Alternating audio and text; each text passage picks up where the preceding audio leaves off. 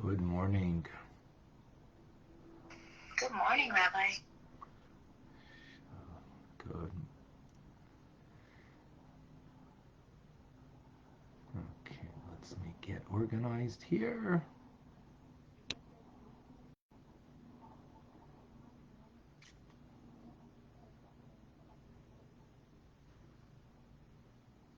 All right, beautiful.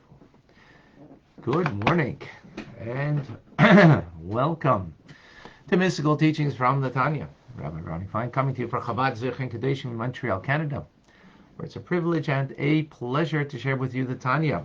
We welcome, first of all, Shavuot Tov, Good Tavach, a good week to everybody. A wonderful week ahead from a wonderful Shabbos that blesses us.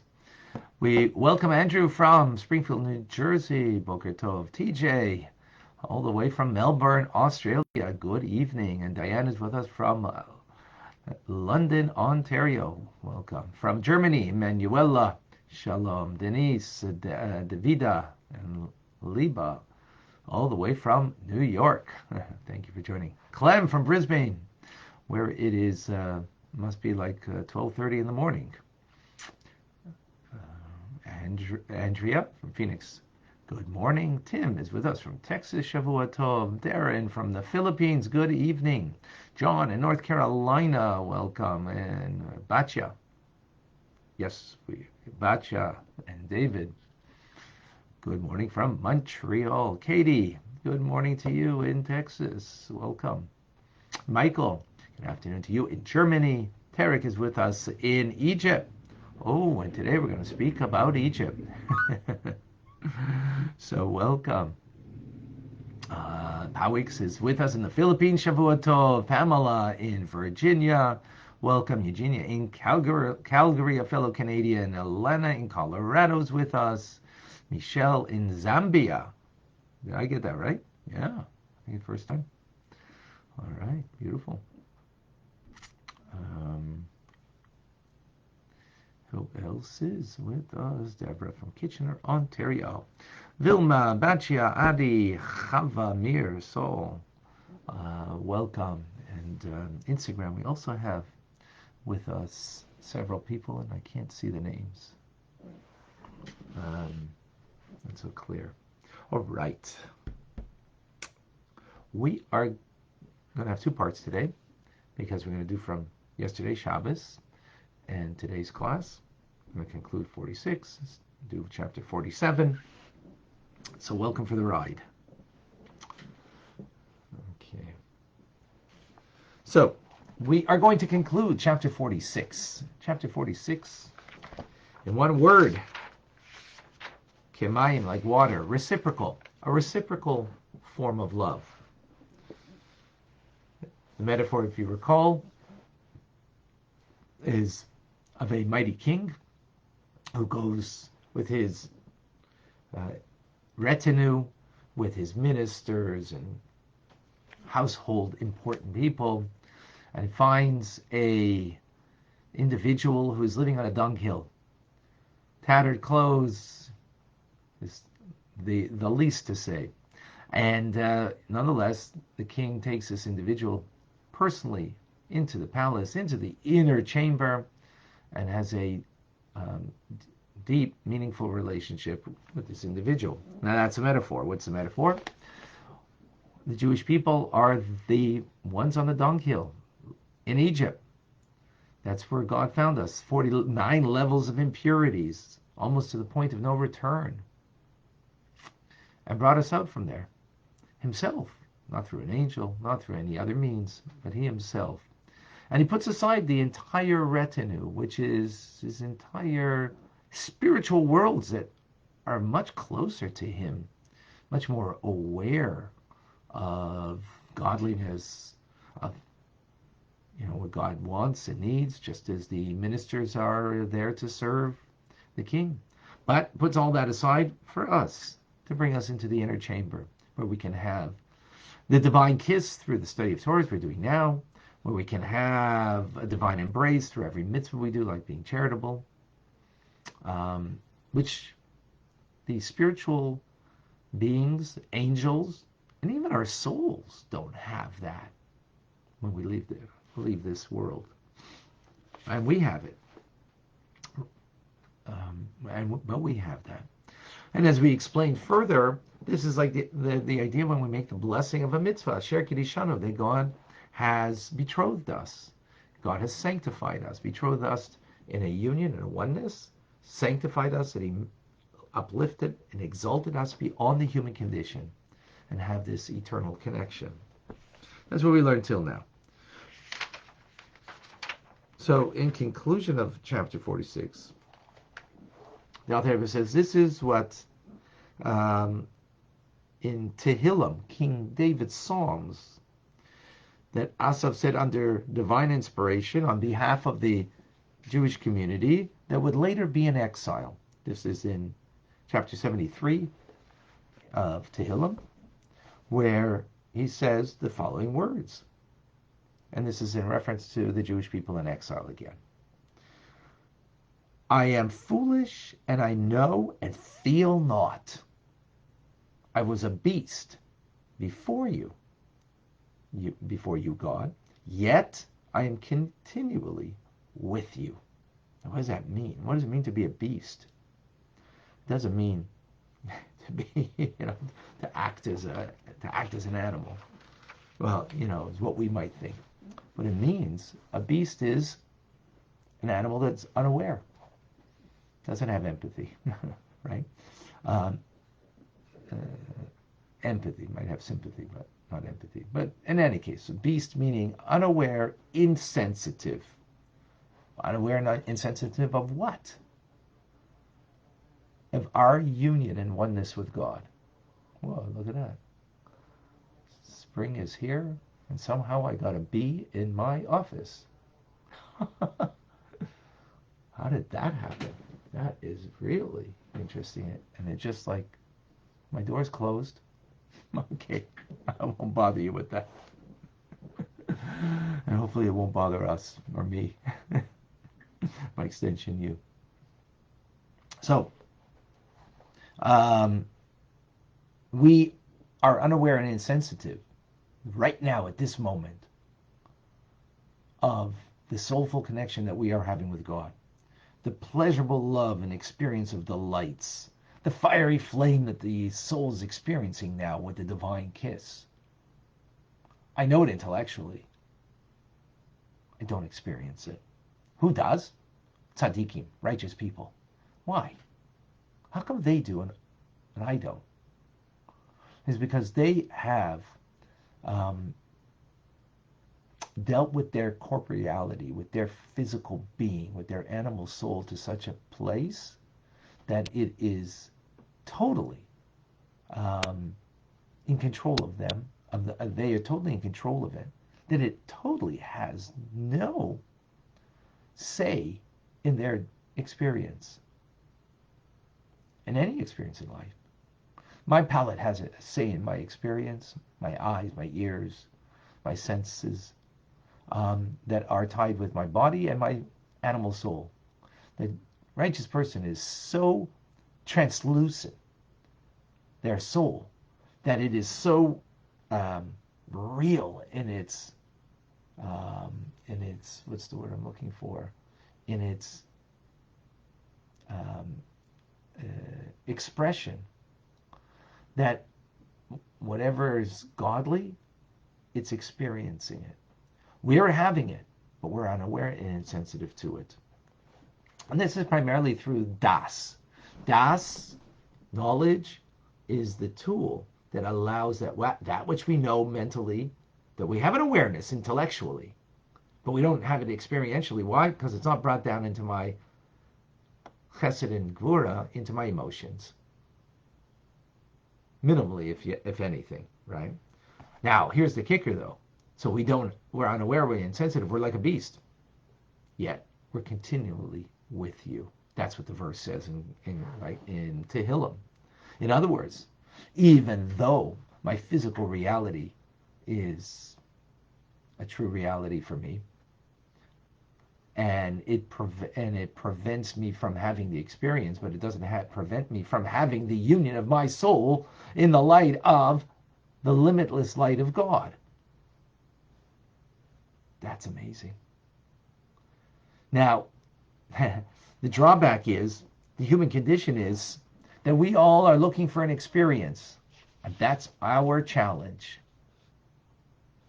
That we're looking for experiences. So some people are looking for experience in the taste palette. Some people are looking for the beauty that they perceive with their eyes. Others, a beautiful, inspiring thought that lifts their soul. But they're looking for the experience. That's the human condition. And here we're not getting that experience because we are not refined enough. We're not righteous, so we're not going to have it. But that doesn't mean it's not happening, because we are right now bound up in one with God. And that's what it means when it says, even darkness cannot obscure you. Even our darkness cannot obscure God and his connection with us. That we become united, one with him, with the supreme holiness and sanctity in the mitzvah that we're doing right now, studying Torah, or when we give charity, or whatever mitzvah that we engage in. That's a powerful idea. Now, the Alter Rebbe proves this halachically, this concept. And then we see this in Jewish law. How do we understand it? How do we see that? Because the severity of a punishment of transgressing, for example, working on Shabbos, or if you ate bread on Passover, Pesach, right? So you might say, well, if you are really sensitive to the mitzvah, so then you're going to get a severe punishment if you transgress. But if you're not, if you're a bore, and you don't understand what it means, why you shouldn't work on Shabbos, or you should not eat bread on Passover. The Alter Rebbe, that's what he gives as examples, which comes with a harsh punishment.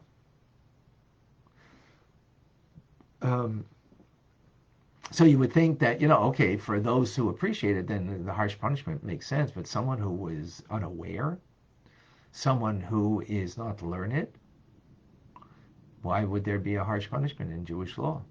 Why? Because the fact of the disconnect, whether you're aware or unaware, is immaterial to the reality. The reality is whether you are a fully aware and engaged person in the mitzvahs, or totally not. The effect is the same. It's like poison. Poison doesn't say, oh, on this person it's going to kill. On another person it won't kill. It's going to kill equally. Right? It's going to kill equally. So here we see the severity of the punishment shows that whether we are aware or unaware, it still has its effect.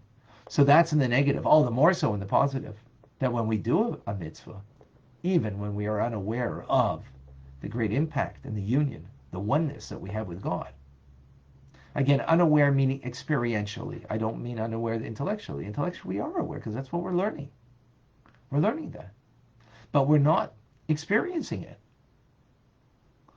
And please don't come and say you do. Okay. Maybe you can say that you sense something. Yes, I sense.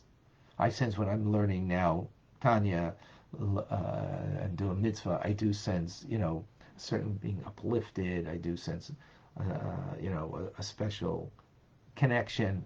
But we're talking something much more powerful that our soul is experiencing. The oneness with God. Again, that's okay. That's the beautiful thing that the Alter Rebbe is saying here. You don't have the experience, but it's still occurring. It's still a reality.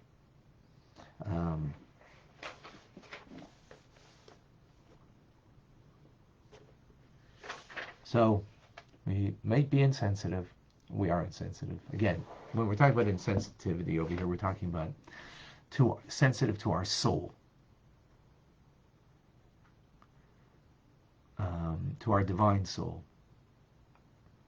We might be, doesn't mean we're insensitive to other people, doesn't mean we're insensitive to the value of things, but that's all consequential things rather than truly being connected to our soul.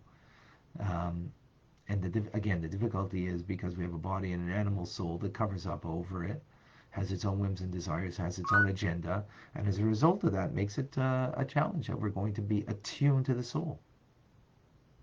But that's okay. We're still connected.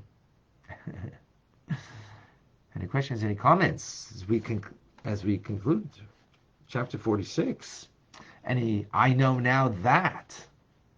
I know now that. And a reminder for anybody who has a question, please put 2 question marks first and then followed with your question. Eugenia asks, is that what Nadav and Avihu were looking for, an experience? Very good, Eugenia. Yes, Nadav and Avihu were the 2 sons of Aaron the high priest, who we just, had recently in the Torah portion, discussing the fact that they came close to God, brought a fire in the Holy of Holies, which they weren't commanded to do, but they wanted to have that closeness with God, to have that experience. And they were, very lofty souls.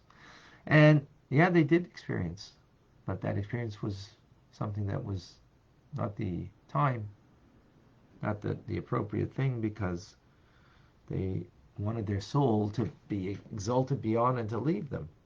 God wants us in this world, and so they left this world, though. Yes. Thank you for sharing that, Eugenia. Anybody else with a question? Anybody with a comment? So who can share with me? I know now that.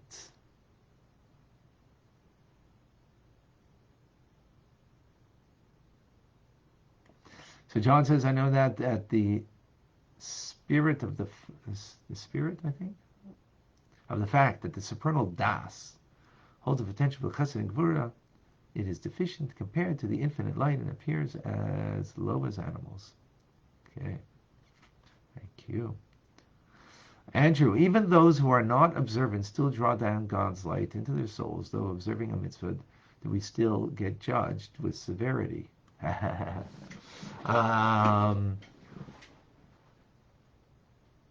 So,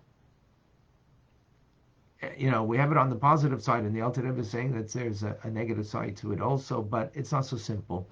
And we're going to get more about that punishment more in the 3rd part of Tanya. But yes, whether you are an observant Jew or not observant, every Jew that does a mitzvah, we are bound up with God. There's a unity, there's a divine kiss through the study of Torah. I mean, you need to have some intent involved. We're talking about over here when it comes to the divine kiss or the divine embrace. You need to be mindful, not experiencing it, but mindful of it, of this notion, to actually have that divine kiss, for example. You need to be motivated by that, right? And aware of that.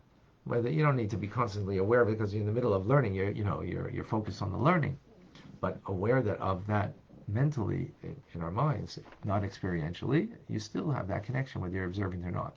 Likewise, if you're not an observant Jew and one eats things and does things that one shouldn't, yes, it does have an effect on the soul, and what that means today.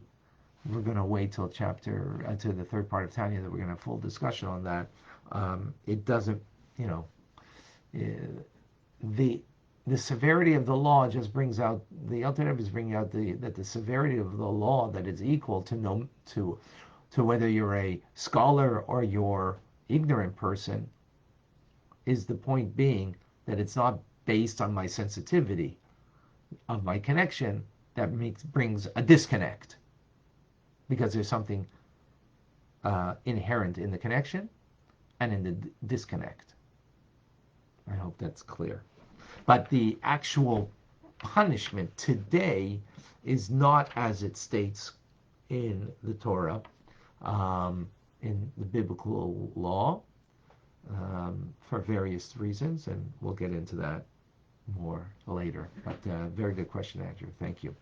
Katie, Okay, thank you for sharing. I know now that I can practice a reciprocal love in which I remember how the king himself has taken me from the low state of impurity and brought me into his palace to embrace me, so I can reciprocate that love by relating to another heart to heart. Very good. Excellent. Thank you. Very good. Thank you, Katie. Heather, I know now that Das transcends our unrefined knowing to elevate and refine our acts in a manner that facilitates connection. Very good. Thank you. Okay. Vilma, Batya, Adi, Yaakov, Mir, Saul. Anybody have something to share with us? Thank you, Rabbi. I'm going to listen to this again because I'm doing things right now. Okay, sure. Absolutely. Anybody else? Batya? Anybody else to share something? Oh, we got more to do. Got more to go.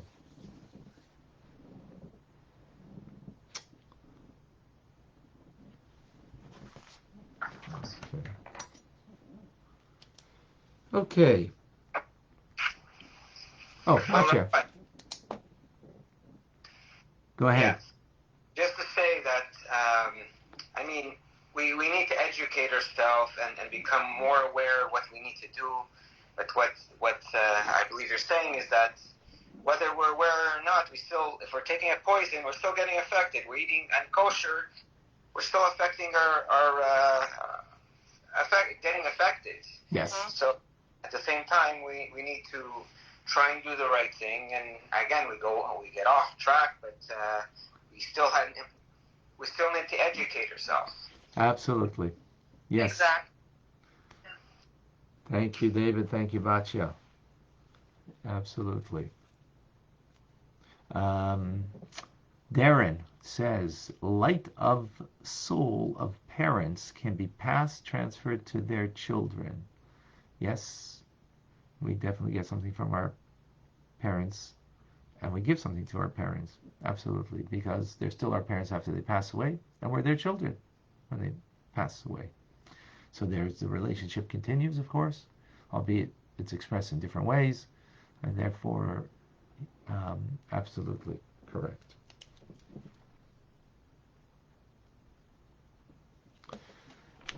Okay, we begin.